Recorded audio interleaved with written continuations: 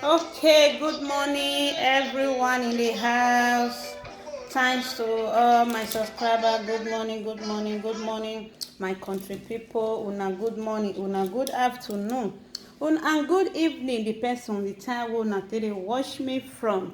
Now, una sister, una mommy, una love, una bubu gaga, una mommy yo, AB, world best makeover and event planner.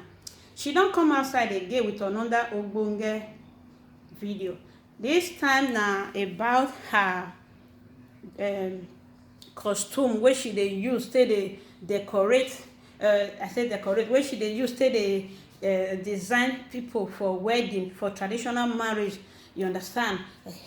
So these things wey I dey show una so na about Edo traditional marriage attires and Esan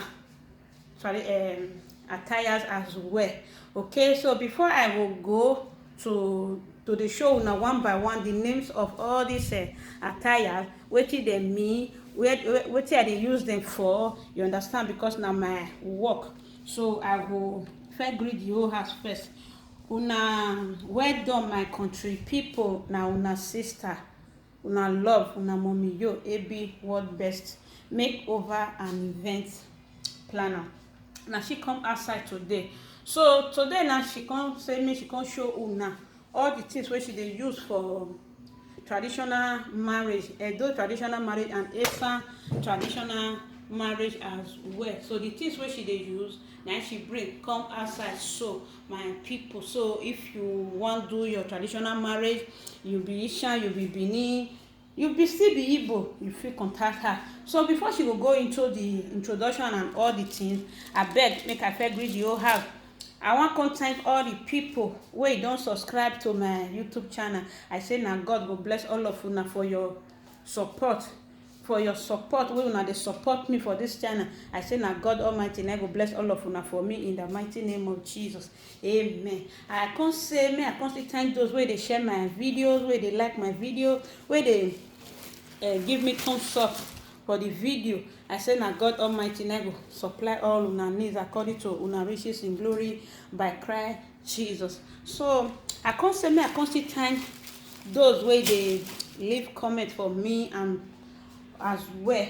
Abeg papa, mama, bombo, the girl, sister, if today na the first time wey you dey come across my video for YouTube, or you never subscribe and you first dey watch, papa, mama, bombo, the girl, wetin una still dey wait for? Abeg make you try subscribe to una sister YouTube channel, AB world best makeover and event. Try subscribe, so and also hit the notification bell, so that anytime wey I take upload any new video, na you go just be the first person wey dem go wire my video go give, say AB don come outside again o, AB world best don come and don bring new things come outside again. Okay, so as you do so, na so God will take bless all of una for me in the mighty name of Jesus. Okay, first and foremost, make I introduce the things wey I dey use for traditional marriage. You wan do traditional marriage, or you wan do engagement, maybe you wan do in a native way, you understand, I still dey do all those things. And you wan do burial, you understand, I still get the attire wey dem still dey put for hair for burial ceremony as well. Okay, so make I show una this one, na the something wey dem dey put for the okuku for hair. Na it be this very one. So as you can see, na this one na dem dey put for the hair, wey dey make the okuku dey go up. So na this one be this one. So this one na the latest one, cap. This one na fashionable one, cap wey women come dey put for hair nowadays. But in the olden days, this one no fit dey, but now e don dey. Now you go put am for, you go bend am go one side. Na Igbo lady not too much dey use am, but Benin don still dey don approach them as well. So I get them for here. Okay, so this one na the bead. This bead na dem dey call am a bead wey dem shoe, be like something wey dem use mouth take tear. You understand? You go see the bead, see the way e be like for hand. You see am? So e dey different from every bead. So if you see this kind bead for original bead, e dey cost well. Na be this one. If you not say na hina. So they call am Ibinase. So if na this one you want use, I still get this very one, and I can still get another one again. Maybe this one, you know, say this one dey very long. You want do like three people want do traditional marriage today. I get everything when I go fit do for them. Na. You understand? And not be only one person something dey here. If na 4 person, why you still do? I get them for here. You understand? See the longness, the way it take long. You understand? Still they come for that. Still they come. You understand? Now be this one. Where they tie for the on top of this one. Once you don't put this one, and to tie this one on top. So this one are the hand beads. This one are different color of hand beads. Like you just put them for your hand like this, you understand? Or does that don't come? Who see this one? I go no say you be a real gear. You be better pikin. You come from a royal family. You understand? So now this one, now I tell they do my traditional. The big not be come up from my hand again because you see say I be your Dazoma.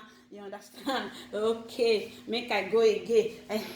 See the main one for inside. You don't see the way you take and raise so. That's why I take the arrange and put for person neck. So now this one now they call long bead. You understand? See the long bead. You know, see short, longest. Now so it say bead. So this one wait there here. So I go come put this one for inside this one neck. So now so it be. May I show you now go come be 7 like that. You see, huh? So I beg me you try contact your sister for traditional marriage. Now far or now near, she dey go any country, any city. You understand? So far, may we price the matter well. You see the way this something be now. Now so it be for neck, my country people. Now every word best make over an event. Now she dey do one. You understand? Now this one we dey call Ubudian for our native talk. That is Ubudian where they say the beats as they fly for bush that time. They can't do one. Mondalize and come bring and come out for bead. You understand? So now this one and Benin people they carry, they put for shoulder. Down the men they put them for shoulder if they want to do traditional marriage.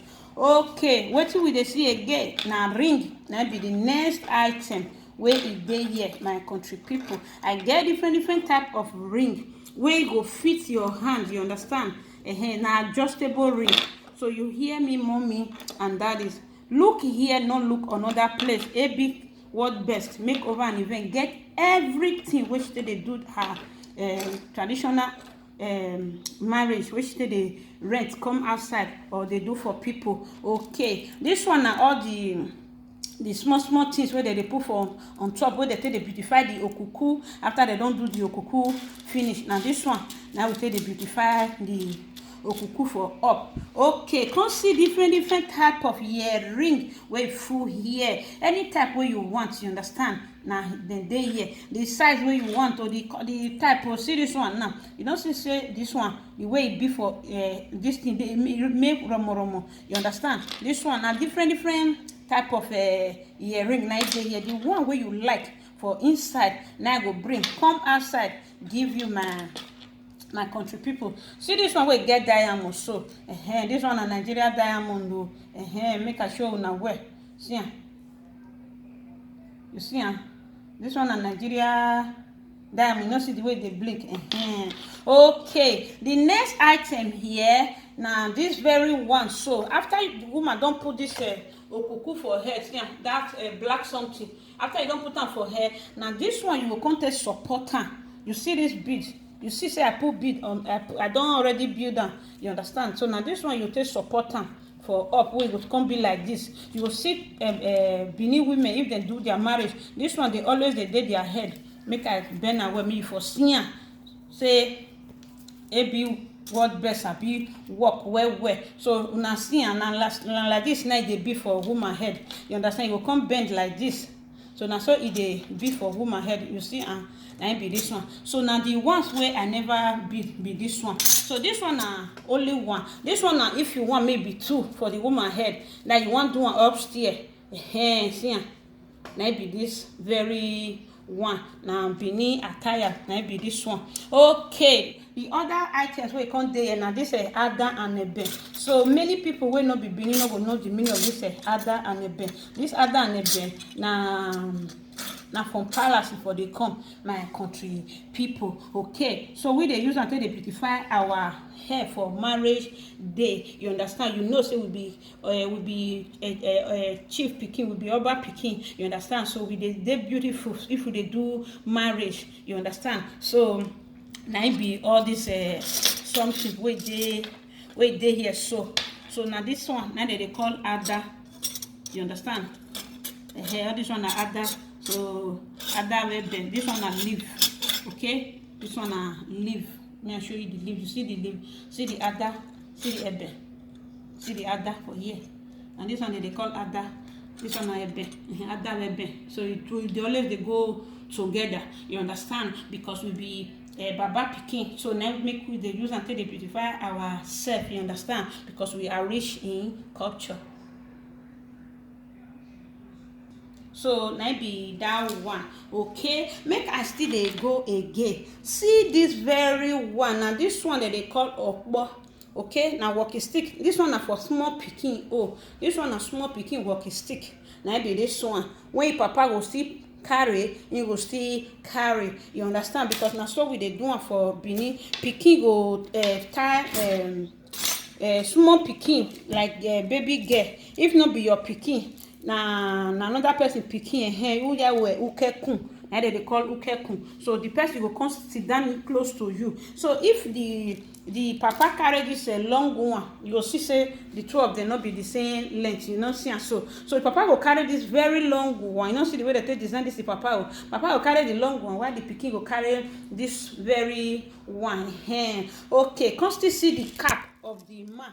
This one na the cap of daddy. Oh, you understand? This one na daddy. After daddy don't put on that you don't hold that what they call them the okpo. You will come put this cap, chief obiogie. You come put am for head. Now this one they will tell you say the man na odaze. You want come marry from a better family, and the man na from better family as well. So if you come put this one for head, now they'll come know say the man na odazoma. You understand? So still see the small pikin. Oh, now be this one. You know, say they not be the same. The small pikin oh small pass e papa. Oh, you understand? Papa will big because they use head till they measure round. You understand? You know, see the smallest, see the way it small, pass the papa own. Okay, my people. Now this one they still they put for hair for maybe person want do e papa e die, or e mama e die, or e grandpapa or e grandmama e die. You want tie shuku, or your father-in-law, your mother-in-law die. You want tie oshuku for am. You understand? Because you need to tie okuku for your husband. Parents if they late, you understand? If they don't pay your dowry, now this one now you can't tie the hair. If they never pay your dowry, no tie. You understand? If they pay your dowry because you don't belong to the family, you understand? So now this one you can't tie because that family now automatically don't become your own family. So now this one now they tie the burial. This one not be for marriage, this one na for burial. You see say they different from everything when I get for here. Okay, make I still dey go, make I come show una the esan. Oh yeah, esan oh yeah, abame. See this one na be esan ugbudian. You know, see the way they different from our Benin. Oh, you understand? Now this one they call Ishan Ubudian. Now Ubudian be this one Ubudian na that's something when I tell you now just now say na Benin they do key fly for bush, for inside bush that time for village. So they come modelize na be this one. So if there's someone do marriage, now this one they put on top of their wrapper. If they come put on like this. You see the way they put on so. And so Asian people take they put on. You understand? Okay, make us still go for the Asian attire. Now the Asian attire be this one where the men they tie. You understand? The women fit dress like Benin. You understand? But they get their own attire. The men get their own attire. Now the Oza be this one. You understand? Now the Oza where they tie be this. So they go wear trouser inside. They go come. They will wear trouser inside. They will come tie. Wear singlet on top. They will come tie this one for shoulder. You understand? I will do that video again for una, make dem see una see the way they take dey do am. They'll come tie this wrapper on top, come tie am for shoulder. You understand? Now this one be Esan attire wey Asian people dey use. So online una sister get una attire. If you wan do marriage, no look elsewhere, look where AB World Best make over an event. Look her shop, look, you will see all your culture things dey with me. You understand? That is not be that dey with me in the sense say I get am for if una wan do na Esan marriage. You understand? So no need to go dey look another place again. Just look where AB World Best shop, she get everything. You understand? So as you look here, as you come meet me, I will give you better price. Now God na go bless you for me in Jesus name. So some people una see am Esan oye, Esan oye, Esan oye, oye. So online and him wife Obioha, abeg make you try patronize your sister. You understand? We be one. We all of us come from Edo State. As you patronize me, na so God will bless you. Okay, go back. Let's go back to Edo attire. Okay, this one na Edo attire. You understand? Na red na Edo they always they like to tie for their traditional marriage day, which is the women. You understand? So the women they like to tie either before they will wear a wrapper put for chest. So now this kind of wrapper now they wear. So me come modelize am, come bring am come outside. I come bring this fine stoneless cloth come out for my Edo women, make they tie. And this one they call Chane. You understand? So now Ewu, now Benin people they tie. You understand? Ewu, now they tie or Igbegbe. But me come on the light, I can't bring this Ewu come outside. But with stoning one way they stone with better quality. Chane, you understand? Woman wey tie this one, where they go husband house. If husband family see am, they go say, this girl na from better home. This girl na from better home. That is, they really dey okay for their family. You understand? We need to talk and say food. If food where they eat na body there for the see am. Because say them be better people. You know me say you must be rich before they will know say be better person. No. So if you tie this one, they'll come say this girl now today they carry and they go house. So now all the products when they use for my traditional attires now be this one. So I beg try to patronize me, and I will leave my number for there. Don't look elsewhere, look at AB World Best make over an event. Take a look at all the stuff she get for here. So as you do so, now so God will take bless you. You see all the different bead. Now this one you go pack for hand for that day. So may I play music for una. May I not let una go like that, my country people, my wonderful Edo people and the Asian people. Now God will bless all of una. Okay, so make I just give una cool music.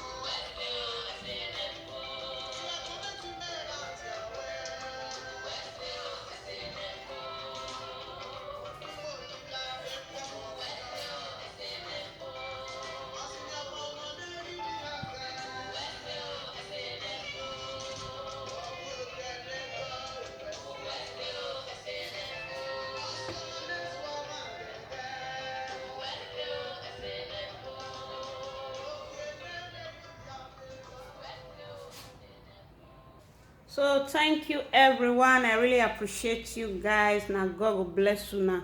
I bet me will not try they patronize me for this wonderful job. As you do so, now so my heavenly Father will take bless all of you now for me, for in Jesus' name. Thank you all for all your support, all those who don't trust their work for my hand. Baba God will bless all of you for me in the mighty name of Jesus. Happy marriage life, happy marriage life, happy marriage life. It gets somewhere for like to sing. May I put for here for una. May I find out whether I will see the song. May I play a marriage song. You understand? Tell me what you need. Tell me, tell me, tell me, tell me what you need. Tell me, tell me, tell me, tell me what you need. Tell me, tell me, tell me, tell me what you need. Tell me, tell me, tell me. I grew up in a place where they told you what to chase, told you how to run the race. Every move was on the page, but I didn't like their way. Had to fight and misbehave, had to find a way to change, had to leave to find my way. Caught up in a daydream, I beat my mind up there almost daily. It's how I pass time, no opinions safely. It's how I understand what I want in this place, see. Cause everybody wanna tell you bad things, what could go wrong, what fame brings. But success is a finicky thing, and if you ain't sure, no, it'll never be. I don't wanna let myself down, myself down.